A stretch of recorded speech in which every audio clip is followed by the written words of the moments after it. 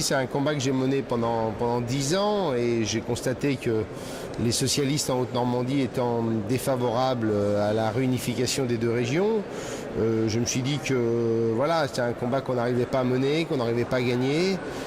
Je me dis qu'on n'y arrivera toujours pas plus parce que je vous rappelle qu'en Haute-Normandie, il y a un homme qui s'appelle Laurent Fabius, il est ministre des Affaires étrangères, et compte tenu de la faiblesse de François Hollande, je le vois mal être capable d'imposer à Laurent Fabius quelque chose qu'il n'a jamais voulu. Une telle réforme des collectivités locales dont on aurait pourtant bien besoin pour simplifier, réduire les coûts et les régions agrandies, toute chose que tout le microcosme politique dit depuis des mois et des années, ça ne peut se faire que par référendum en fait. Est-ce que vous, ce que vous dites là, ce n'est pas une position véritablement de quelqu'un qui est de l'opposition systématique? Mais non, j'ai pendant des années et des années porté ce projet.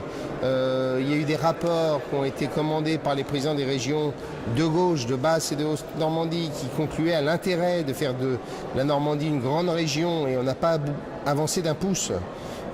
C'est une règle simple, c'est que quand il y a un fromage, on n'a pas envie de le perdre. Et quand il y a des sièges, des fonctions, des responsabilités, on n'a pas envie de les perdre. Et que les Hauts-Normands et les Bas-Normands se disent que s'il n'y a plus qu'une seule région, il y a 2 fois moins de sièges, 2 fois moins de responsabilités. Et donc on n'avance pas.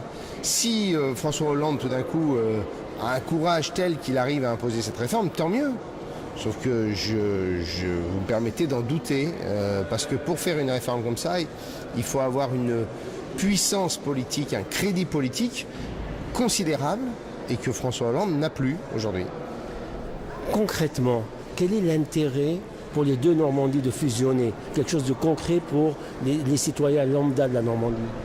Tout simplement, déjà, réduire les coûts de fonctionnement, une assemblée régionale au lieu de 2, et des institutions qui sont doublées entre la Haute et la Basse Normandie qui pourraient être réunifiées et allégées.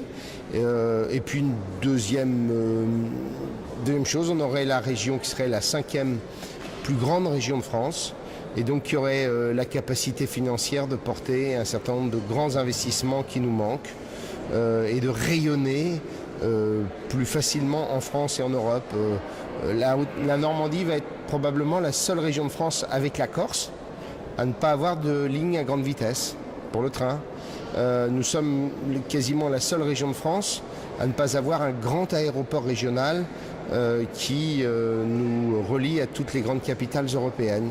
Et on peut multiplier les faiblesses de la Haute et de la Basse Normandie parce que nous sommes divisés, donc moins puissants, moins forts. Vous ne rêvez pas?